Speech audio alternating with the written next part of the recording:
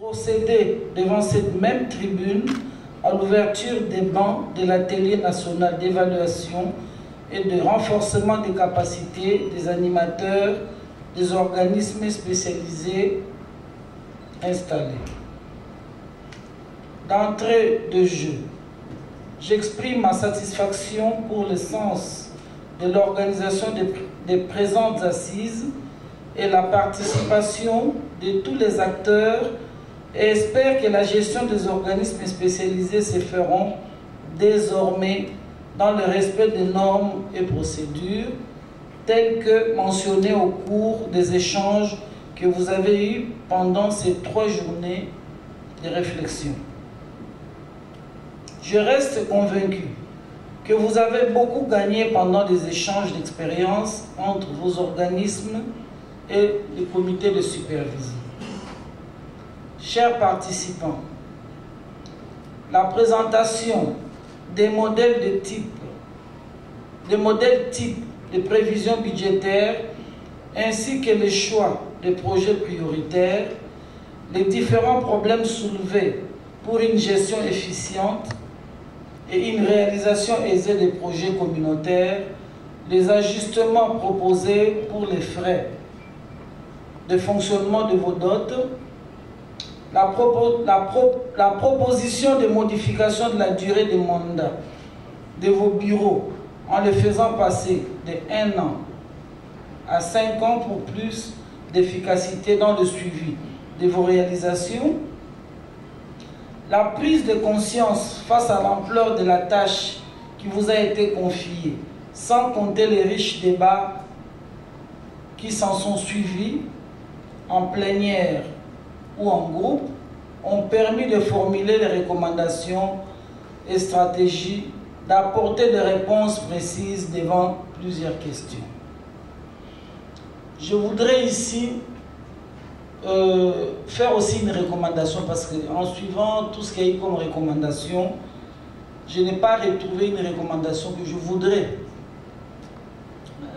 qu'elle apparaisse dans toutes les recommandations que vous avez eues. J'ai constaté qu'il y a d'autres dots qui, au lieu de porter des projets de développement communautaire, s'attelaient à aller comment dirais-je, réaménager ou reconstruire des bâtiments qui étaient déjà défectueux, aller construire dans des écoles religieuses, alors que dans la pensée même du législateur, c'était de porter des projets de développement communautaire, de nouveaux projets, construire des écoles sur des terrains qui n'appartiennent qu'à l'État. Il faudrait que désormais, lorsque vous portez des projets de développement communautaire, que ça ne soit pas des réhabilitations plutôt des bâtiments. Il faudrait que ce soit de nouveaux projets qui ne pourront être réhabilités que plus tard, lorsque ces bâtiments-là ou ces œuvres-là auront déjà fait autant d'années d'existence.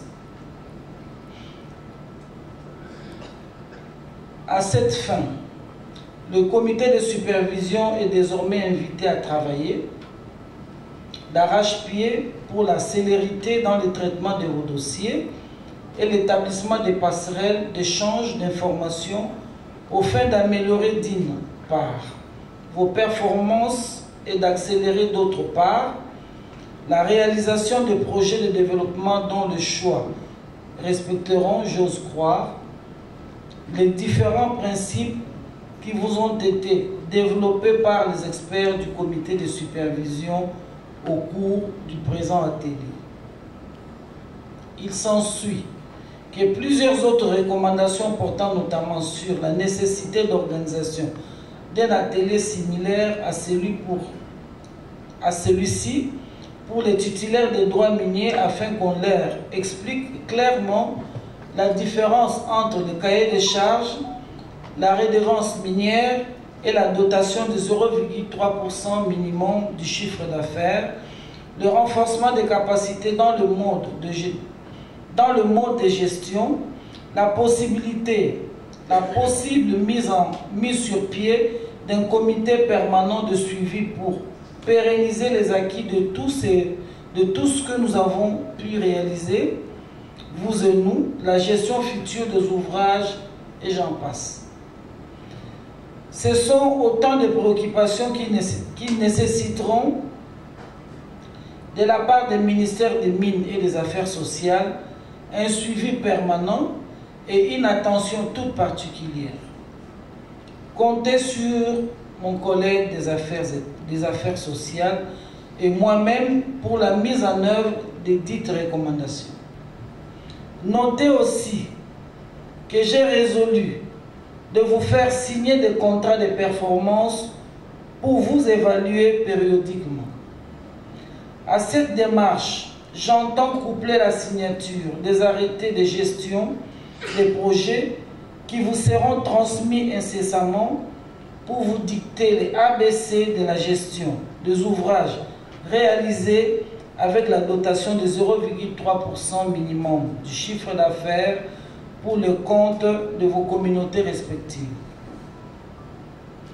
Mesdames et messieurs, j'insiste sur les bonnes pratiques et principes de gestion qui vous ont été dictés au cours de différentes présentations et thématiques de cet atelier. Je vous exhorte donc à vous approprier les connaissances acquises au cours des présentes assises, à en faire votre lexique de gestion et à comprendre que votre premier patron se trouve être les populations locales auprès de qui vous êtes redevable. C'est à ce prix que le fonds mis à votre disposition servirait véritablement à nos compatriotes vivant autour des opérateurs miniers en exploitation.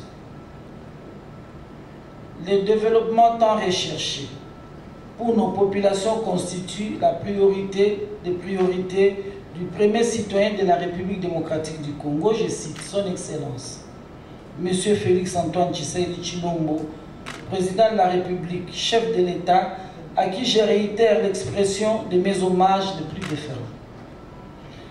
Et je salue, à la suite du chef de l'État, les orientations de son Excellence, Messieurs le Premier ministre, chef du gouvernement, Sama Lukonde Kyenge, qui ne s'est jamais lassé de nous encourager pendant tout le processus ayant conduit à la mise en œuvre de la dotation de 0,3% du chiffre d'affaires.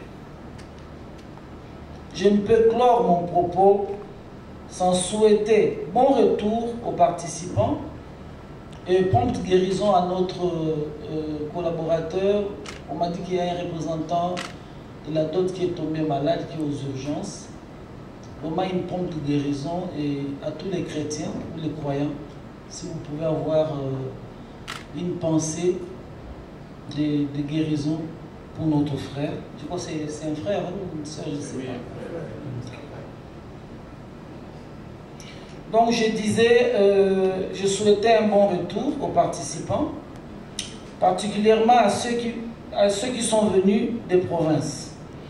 Et comme je l'avais annoncé le lundi 11 mars 2024, j'ose croire que la chaleur de Kinshasa, à la fois humaine et climatique, vous a été appréciable et bénéfique à tous. Une fois de plus, je vous souhaite la bienvenue dans ce beau cadre, Sultani Hotel, pour la cérémonie de clôture de l'atelier national d'évaluation du fonctionnement et de renforcement de capacité des animateurs des organismes spécialisés installés. Événement qui a débuté depuis ce lundi 11 mars avec des exposés, échanges, débats et partages d'expériences enrichissants, intéressants, percutants, je dirais même pertinents.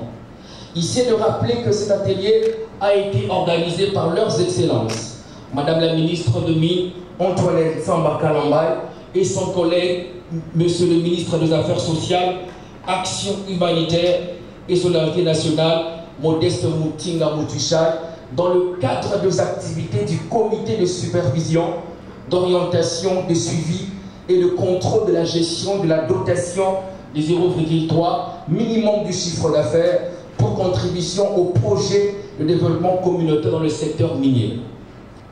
À vous les experts, vos accompagnements à nos côtés nous ont orientés et nous ont forgés chaque jour et a fait de nous les managers pour le bien-être de la population.